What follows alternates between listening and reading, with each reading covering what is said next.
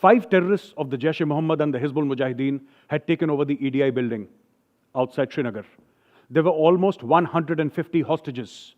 The Jammu and Kashmir police came, they freed all the hostages. The Indian army was supposed to go inside and kill the terrorists. So rather than bomb the building, because that is what the Israelis would have done, that is what the Americans would have done, but not the Indian army.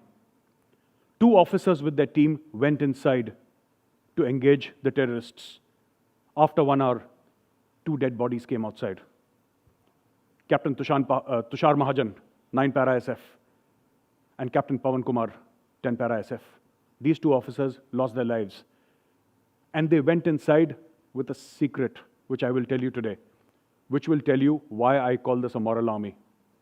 One of the people, or one of the persons they went to rescue inside, was the eldest son of Sayyid Salahuddin, the head of the United Jihad Council and the chairman of Hizbul Mujahideen.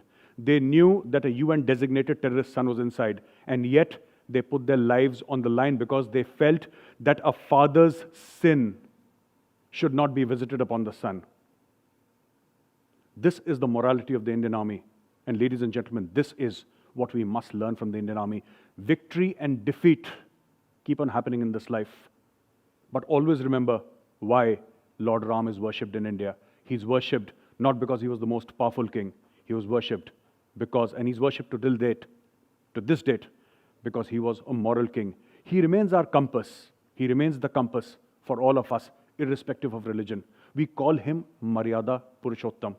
We call him the best amongst men, which is why morality or officer-like qualities are so deeply ingrained in the DNA of the Indian Army. That is what they teach us in the academy.